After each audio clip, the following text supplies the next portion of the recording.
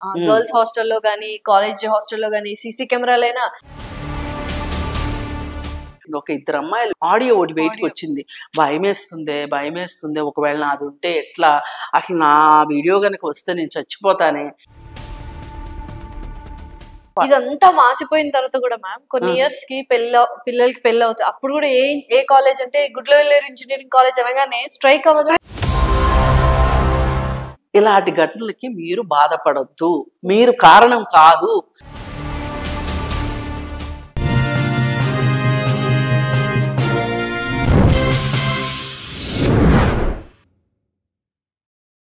So ఇప్పుడు ఏ చిన్న విషయం ఏ పెద్ద విషయమైనా మీరు అన్నట్టు విజయవాడలో వరదలైనా గర్ల్స్ హాస్టల్లో కానీ కాలేజ్ హాస్టల్లో కానీ సీసీ కెమెరాలైనా జత్వాని అని ఒక నటైన ఇవన్నిటికీ పొలిటికల్ గా ఎందుకు లింక్ పెడుతున్నారు, ఎందుకు రాజకీయాలు ఇంత దౌర్భాగ్యానికి నోచుకుంటున్నాయి అనేది అర్థం కాదు. అసలు బ్యాడ్ లక్ ఏంటంటే ఇప్పుడు ఇంతకు ముందు కూడా రాజకీయ పార్టీలు ఓడిపోతే ప్రజల్లో పనిచేసి మళ్ళీ మనము అధికారంలోకి రావడానికి ప్రయత్నం చేసేవాళ్ళు, కానీ ఇప్పుడు బురద జల్లడానికి ప్రయత్నం చేస్తున్నారు.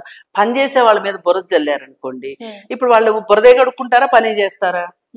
అది ఒక రకమైన ఇప్పుడు మనం మన సొంత ప్రయోజనం కోసం మనం ఒక పని చేస్తే మనకి వచ్చే లాభం ఎక్కువ, అక్కడ జరిగే నష్టం ఎక్కువ అనేది బేరీ చేసుకోవాలి. ఏ మనిషి అయినా సరే, అది రాజకీయాల్లో కావచ్చు, బిజినెస్లో కావచ్చు, ఇప్పుడు నేను అనకూడదు కానీ యూట్యూబ్ ఛానల్స్ అయినా కావచ్చు, మనం ఒక నెగిటివ్ వార్తని బయటికి స్ప్రెడ్ చేస్తే మనకి తాత్కాలికంగా కొన్ని వ్యూస్ రావచ్చేమో, కానీ దానివల్ల నష్టం జరిగితే నీ లాభమే నువ్వు ఆలోచించుకుంటే ఎట్లా? అంతే. బయట జరిగే నష్టం గురించి ఇప్పుడు ఆ పిల్లలు ఉన్నారు, వాళ్ళ బాధ చూస్తే భయం వేసింది. ఒక ఇద్దరు అమ్మాయిలు ఆడియో ఒకటి బయటకు వచ్చింది. భయమేస్తుంది ఒకవేళ నాది ఉంటే ఎట్లా, అసలు నా వీడియో కనుక వస్తే నేను చచ్చిపోతానే, అది ఇది అని చెప్పి భయపడిపోతే మరి ఇట్లాంటివి ఎన్నో ఉన్నాయి అక్కడ సున్నితమైన అంశాలు. ఇటు తల్లిదండ్రులు కావచ్చు, ఇటు పిల్లలు కావచ్చు, రేపు పొద్దున కాలేజ్ లెక్చరర్స్ కూడా. ఇదంతా మాసిపోయిన తర్వాత కూడా మ్యామ్ కొన్ని ఇయర్స్ కి పిల్లలకి పెళ్ళి అవుతాయి. అప్పుడు కూడా ఏ కాలేజ్ అంటే గుడ్లవెల్లేరు ఇంజనీరింగ్ కాలేజ్ అనగానే స్ట్రైక్ అవుతుంది. ఎంత భయం వేస్తుంది వాళ్ళు చెప్పుకోవడానికి కూడా. ఇప్పుడు ఈ కాలేజ్ లో చదువుకున్నాను చెప్పుకోవడానికి కూడా లేని పరిస్థితి ఇప్పుడు కల్పించారు ఈ సిచ్యువేషన్. ఇప్పుడు ఇది మొత్తం అబద్ధం అనుకోండి, అసలు మీరు చేసింది ఏ విధమైన శిక్ష వేస్తే మీకు నష్టపరిహారం అవుతుంది చెప్పండి?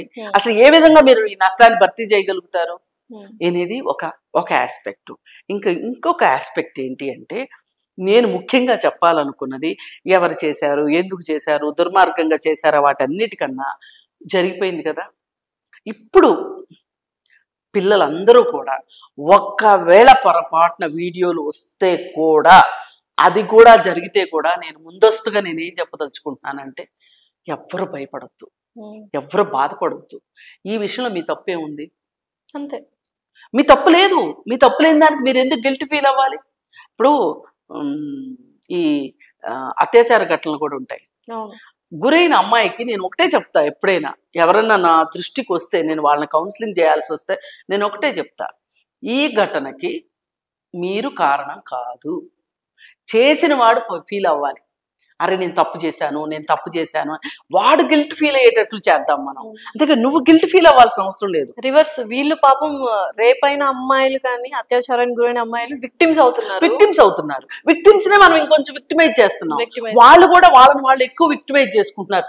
నాకే ఎందుకు జరిగింది, నా తప్పు ఏంటి, నేను చేసిన పాపం ఏంటి, నేను నా తల్లిదండ్రుల ముందు నేను తలెత్తులా ఎత్తుకోవాలి, ఇలా ఆలోచిస్తూ ఉంటారు. ఇప్పుడు అత్యాచార ఘటన కావచ్చు, ఇలా మనకి తెలియకుండా మననే వీడియో తీసి ఉండొచ్చు. ఇలాంటి ఘటనలకి మీరు బాధపడొద్దు, మీరు కారణం కాదు, మీకు ఈ ఘటనతో మీకు సంబంధమే లేదు. అలాంటప్పుడు మీరు బాధపడొద్దు. ఎప్పుడు సంబంధం ఉంటుంది అంటే, ఇప్పుడు ఆ అమ్మాయి ఎవరో ఓయో రూమ్కి వెళ్ళింది అతనితో కలిసి అన్నప్పుడు, తప్పు ఏదైనా ఉంటే ఆ అమ్మాయిది ఆ అబ్బాయిది.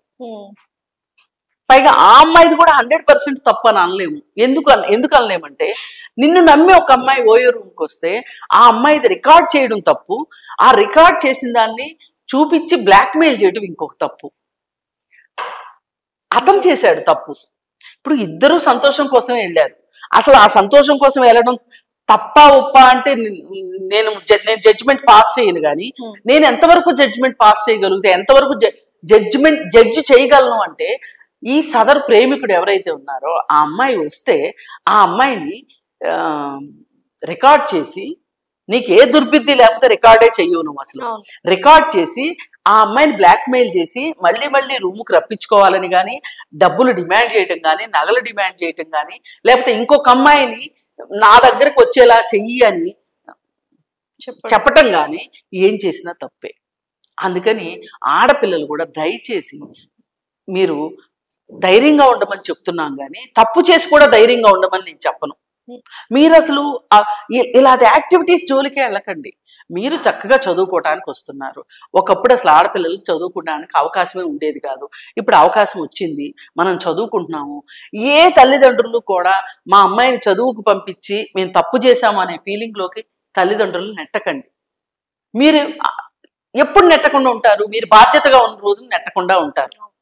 ఇవాళ మనకి ఫలానా వాళ్ళ అమ్మాయి ఇలా ఒక అతనితో కలిసి ఓయో రూమ్కి వెళ్ళిందంట అనేది తెలిస్తే తల్లిదండ్రులు జీర్ణించుకోగలరా? మగపిల్లల తల్లిదండ్రులు జీర్ణించుకుంటారేమో, ఆడపిల్లల తల్లిదండ్రులు జీర్ణించుకోగలరా? మరి ఎందుకు మీరు మీ తల్లిదండ్రుల మీద ఆధారపడిన వయసులో మీరు ఇలా తల్లిదండ్రులు బాధపడే పనులు చేస్తారు? ఈ శ్రద్ధ అంతా మీరు చదువు మీద, రేపొద్దున చదువు అయిపోయాక నేను ఏం చెయ్యాలి అనే మీ కెరీర్ మీద దృష్టి పెట్టుకుంటే అప్పుడు మీ జీవితంలో మీరు నిలబడతారు. అంతేగాని చదువుకునే రోజుల్లో తల్లిదండ్రులు ఫీజులు కడతారు, తల్లిదండ్రులు తిండి పెడతారు, తల్లిదండ్రులు బట్టలు కొని పెడతారు, తల్లిదండ్రులు పాకెట్ మనీ ఇస్తారు. ఇవన్నీ తీసుకుని మీరు రైతక్కలాడడానికి వచ్చేది బయటికి. కొంచెం అబ్బాయిలైనా అమ్మాయిలైనా, నేను అమ్మాయిలు ఒక్కళ్ళనే అంటున్నాను కాదు, అబ్బాయిలు కూడా అసలు ఈ అమ్మాయికి ఏం పోయే కాలం వచ్చింది ఓయో రూమ్కి వెళ్ళడానికి అనే బదులు అసలు వీడికేం పోయే కాలం వచ్చింది ఓయో రూమ్కి వెళ్ళాడు అనేదాకా సమాజం ఆలోచించగలిగిన రోజున ఇట్లాంటివి ఉండవు. చూద్దాం మరి. అందుకని పిల్లలు మీరు ఎవ్వరైనా సరే, ఒకవేళ నిజంగా మీ వీడియో లేకపోతే మరీ సంతోషము, ఉంటే కూడా మీరు ధైర్యంగా ఉండండి. మీరు ధైర్యంగా మిమ్మల్ని మీరు ఓదార్చుకోండి. అలాగే తల్లిదండ్రులు కూడా ఇట్లాంటిది ఏదైనా బయటకు వస్తే మీరు పిల్లల్ని తిట్టడం కానీ దండించడం కానీ ఏమి చేయకుండా మీరు ధైర్యాన్ని ఇవ్వండి. మీరున్నారు అనే ఒక ధైర్యాన్ని వాళ్ళకి ఇవ్వండి. ఇంత జరిగాక కూడా వాళ్ళు స్వాంతన పడకపోతే ఒక మంచి సైకాలజిస్ట్ దగ్గరికి తీసుకెళ్ళి వాళ్ళు జీవితంలో దీన్ని జీవితాంతం భారం మోసే వాళ్ళలాగా కాకుండా వాళ్ళని కొంచెం ధైర్యంగా ఉండేటట్లుగా చేయమని నేను కోరుకుంటున్నా. ఇది తల్లిదండ్రులు కానీ, లెక్చరర్స్ కానీ ఎవరైనా సరే చేయవలసిన పని. ఓకే మ్యామ్, చూద్దాం మరి. కేసు నిజంగా మీరు అన్నట్టు అవాస్తవాలు అయితే అందరూ సంతోషం.